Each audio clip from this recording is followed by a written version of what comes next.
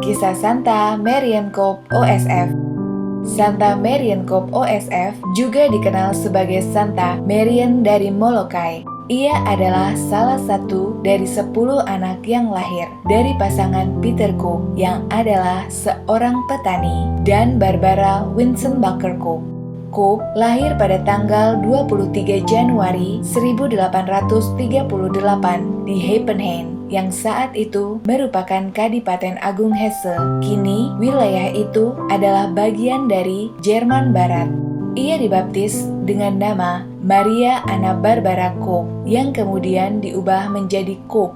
Hanya setahun setelah kelahirannya, keluarganya bermigrasi ke Amerika Serikat dan menetap di Utica, New York. Cope bersekolah di sekolah paroki sampai ia mencapai kelas 8. Pada saat itu, ayahnya telah menjadi cacat dan kemudian ia harus bekerja di sebuah pabrik untuk membantu menghidupi keluarganya. Kemudian pada tahun 1862 ayahnya meninggal dunia dan setelah itu saudara-saudaranya mengizinkannya untuk meninggalkan pekerjaan pabrik dan mengejar kehidupan religius. Lalu kemudian ia menjadi novisiat suster-suster reguler Ordo ketiga dari Santo Franciscus yang berbasis di Syracuse, New York, dan ia mengambil nama Marian. Di sana, imigran berbahasa Jerman menetap dalam jumlah besar di daerahnya di bagian New York. Jadi, disitulah ia menjadi guru dan kemudian menjadi kepala sekolah di sekolah untuk anak-anak imigran. Marian juga membantu mengarahkan pembukuan 2 rumah sakit Katolik pertama di pusat kota New York. Ia mengatur agar mahasiswa dari Geneva Medical College di New York bekerja di rumah sakit, tetapi ia juga menetapkan bahwa pasien bisa menolak pengobatan dari mereka. Hal ini adalah pertama kalinya dalam sejarah bahwa hak pasien untuk menolak pengobatan diakui. Pada tahun 1883, Marian telah menjadi pemimpin umum di kongregasinya. Saat itulah ia menerima permohonan bantuan dari penderita kusta di Hawaii. Raja Kalakua sendiri mengirimkan surat permohonan bantuan untuk merawat pasien yang diisolasi di Pulau Molokai, sebab raja telah ditolak oleh lebih dari 50 lembaga keagamaan lainnya. Dan saat itu juga Marian menerima surat dari seorang imam Katolik yang meminta bantuan dalam mengelola rumah sakit dan sekolah di Kepulauan Hawaii, dan terutama untuk bekerja dengan pasien kusta. Isi surat itu menyentuh hati Ibu Marian dan dengan antusias Marian menjawab, "Saya lapar akan pekerjaan ini dan saya berharap dengan sepenuh hati saya bisa menjadi salah satu yang dipilih. Saya tidak takut dengan penyakit apapun. Oleh karena itu, akan menjadi kesenangan terbesar saya bahkan untuk melayani para penderita kusta yang ditinggalkan." Seorang ibu bagi penderita kusta, Ibu Marian, begitu ia dikenal saat itu, meninggalkan Syracuse dan dengan saudari-saudari ordonya untuk merawat orang sakit, dan tiba di sana pada tanggal 8 November 1883. Di pulau itu, Ibu Marian bertemu dengan Pater Damian de Fuster yang adalah Beato Damian yang dikenal sebagai rasul untuk penderita kusta. Untuk pertama kalinya pada bulan Januari 1884, ketika itu Pater Damian tampak sehat, dan 2 tahun kemudian pada tahun 1886 Pater Damian didiagnosis menderita penyakit Hansen atau kusta. Namun Ibu Marian sendirilah yang memberi pengobatan sampai pada kematian Pater Damian. Begitu tiba, Ibu Marian mengelola sebuah rumah sakit di Pulau Oahu, tempat para korban kusta dikirim untuk triase, sedangkan pasien yang paling parah dikirim ke Pulau Molokai. Pada tahun 1887, ketika pemerintahan baru mengambil ahli Hawaii, pejabatnya memutuskan untuk menutup rumah sakit Oahu dan stasiun penerima, dan memperkuat kebijakan pengasingan orang kusta sebelumnya. Pertanyaan yang tak terjawab, siapakah yang akan merawat orang sakit yang sekali lagi akan dikirim ke pemukiman di semenanjung Kalaupapa di Pulau Molokai? Pada tahun 1888, Ibu Marian kembali menanggapi permohonan bantuan dan berkata, "Kami akan dengan senang hati menerima pekerjaan itu."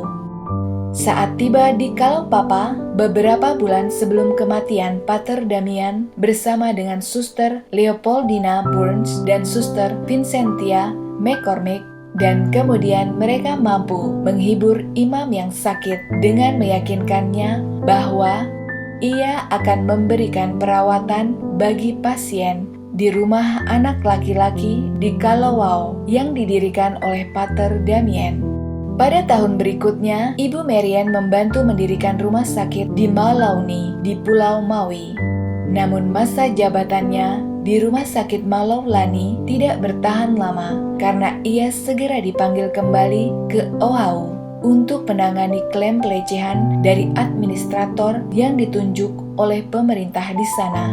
Setibanya di sana dan setelah penyelidikan awal, Ibu Marian menuntut agar dia mengundurkan diri atau Ibu Marian yang akan pergi. Dan kemudian pemerintah memberhentikan administrator tersebut dan memberi Ibu Marian manajemen penuh atas rumah sakit di sana. Meskipun demikian, Ibu Marian semakin tua, beban kerjanya semakin meningkat. Tak lama kemudian, ia bertanggung jawab atas anak yatim piatu dari wanita yang terjangkit penyakit kusta. Teladan tak ternilai dari Bunda Marian tentang optimisme, ketenangan, dan kepercayaan yang tak pernah gagal kepada Tuhan, mengilhami harapan pada orang-orang di sekitarnya, dan menghilangkan ketakutan para suster lainnya akan penyakit kusta. Ia mengajari para suster-susternya bahwa tugas utama mereka adalah membuat hidup senyaman dan semenyenangkan mungkin bagi sesama makhluk kita yang telah Tuhan pilih untuk menderita penyakit mengerikan itu. Akhirnya, pekerjaan Ibu Marian menjadi beban bagi tubuhnya yang lemah dan ia harus duduk di kursi roda. Terlepas dari keterbatasan ini, ia harus bekerja tanpa lelah.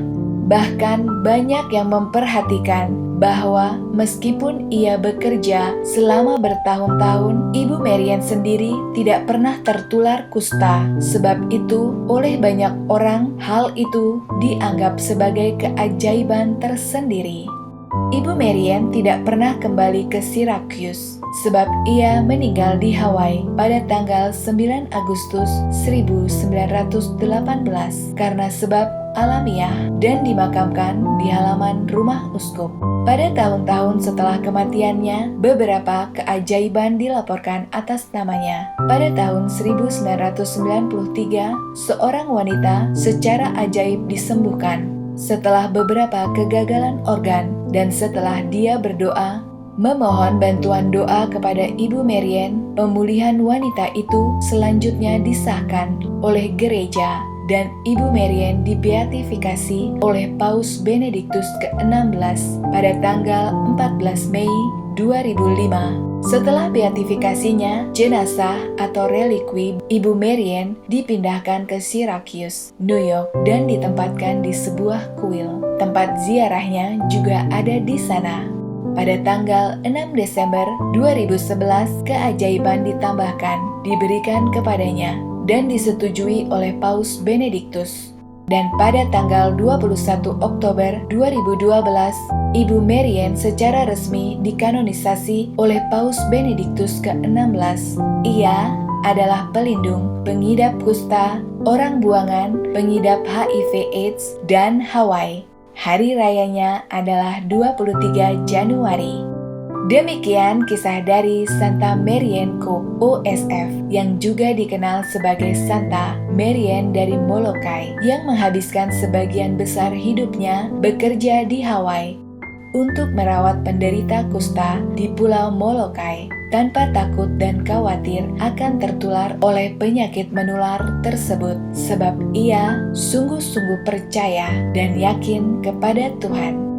Semoga kisah ini juga dapat menginspirasi iman kita semua. Sampai jumpa lagi bersama saya, Benedikta. Salam sukacita.